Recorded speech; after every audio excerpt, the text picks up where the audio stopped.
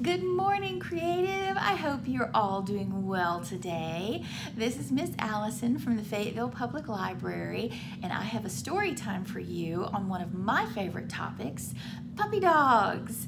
I hope that's one of your favorite topics too.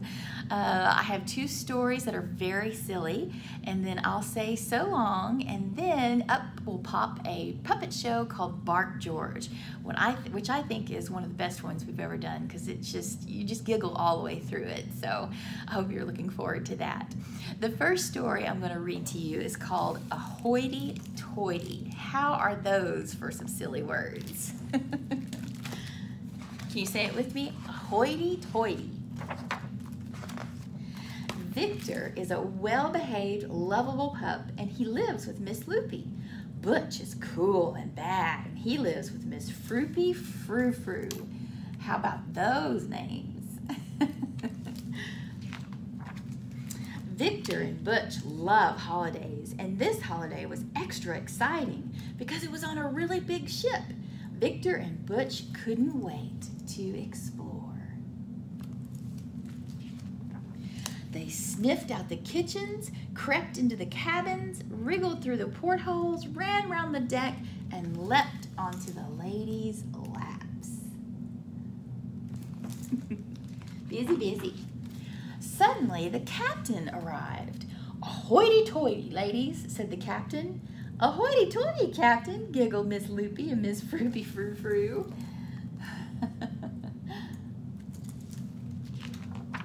"And here," said the captain, "is Lord La-dee-da, the captain's dog." Lord La-dee-da stepped forward with his nose in the air. He looked very important. "Look at him," said Butch. "He's fantastic." "Did you see how he walked with his nose in the air?" said Butch. "Let's practice walking like Lord La-dee-da." "Is this right?" said Victor. "No," said Butch. "It's like this." Yeah, but Butch has got his nose way up in the air. Looks like he's got the hang of it. Later, Butch and Victor saw Lord La-dee-da again. He walked past a pretty poodle and he flashed her a charming smile. "Did you see that?" said Butch. "Look at that grin." "Let's practice our charming smiles, Victor," said Butch. "How's this?" said Victor. "No," said Butch. "It's like this." They kind of look the same to me. Later, they saw Lord La-dee-da greet two fluffy terriers. "A hoity-toity," said Lord La-dee-da. "Did you hear that?" said Butch. "Let's go up and say a hoity-toity to Lord La-dee-da." "Okay," said Victor. "A hoity-toity, Lord La-dee-da," said Butch. But Victor, he got muddled. "A sploity-bloity," he said. I kind of like that even better. "A sploity-bloity."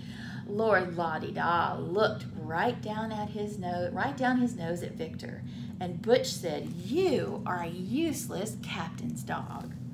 Oh, Butch. Just before bedtime, an invitation arrived.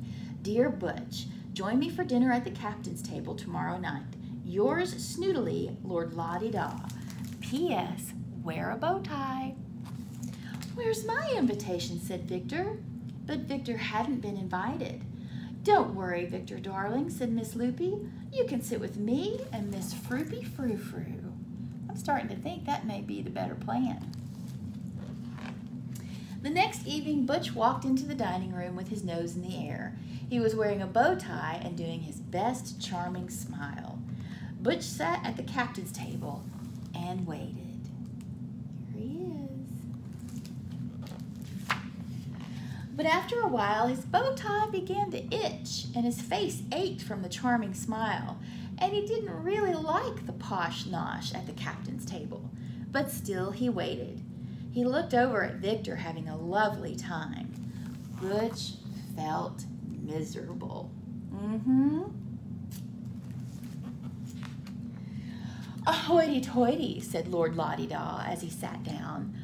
"A sploity-bloity, splithery-sploity, and stick it up your snoity," shouted Butch. wonder if I could say that twice. Let's try it. A sploity bloity, splithery sploity, and stick it up your snoities, shouted Butch. Then he ran straight over to his friend Victor's table.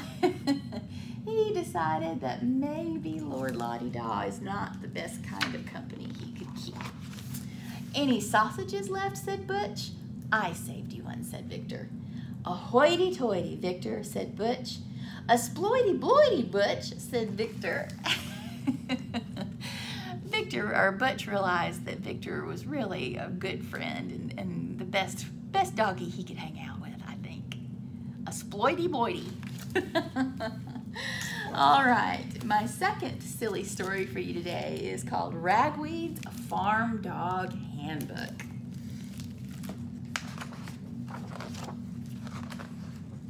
I'm Ragweed.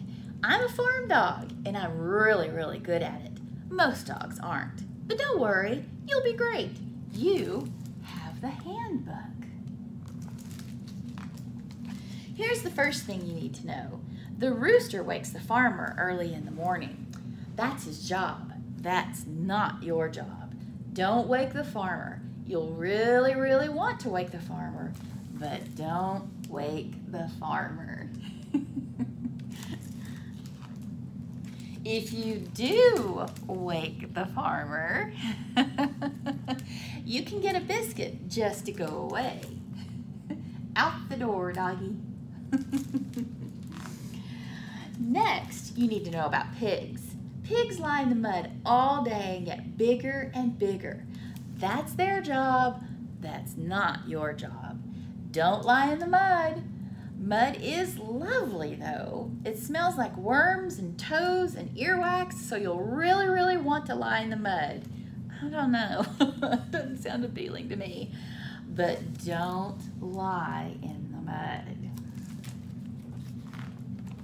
If you do lie in the mud, you're going to get a bath, which is not lovely at all. But you will get a biscuit after the bath. So, okay then. Look how fluffy and floofed out he is. His hair is sticking out all over the place. Now, about chickens. Chickens sit on their nests and lay eggs. That's their job, not your job. Don't sit on their nests. You'll really, really want to sit on their nests, but don't sit on their nests. Look at his face. Please, please, please, please, please, I want to sit on the nest. If you do sit on their nest, you're going to get lots of feathers, but no biscuit. That is pandemonium in the chicken coop. Bonus advice. Pretend you are chasing a fox away and you'll get 3 biscuits. That's pretty clever. And you might want to give the fox one. That's a nice deal.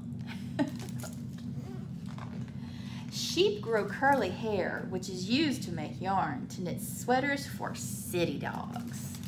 See him down there on the bottom wearing the sweater? Sheep are fun to chase too, but that's not your job. Don't chase the sheep. You'll really, really, really want to chase the sheep, but don't chase the sheep. Look at him over there. Exception. If the farmer's away, chase the sheep. No biscuit. It's just worth it.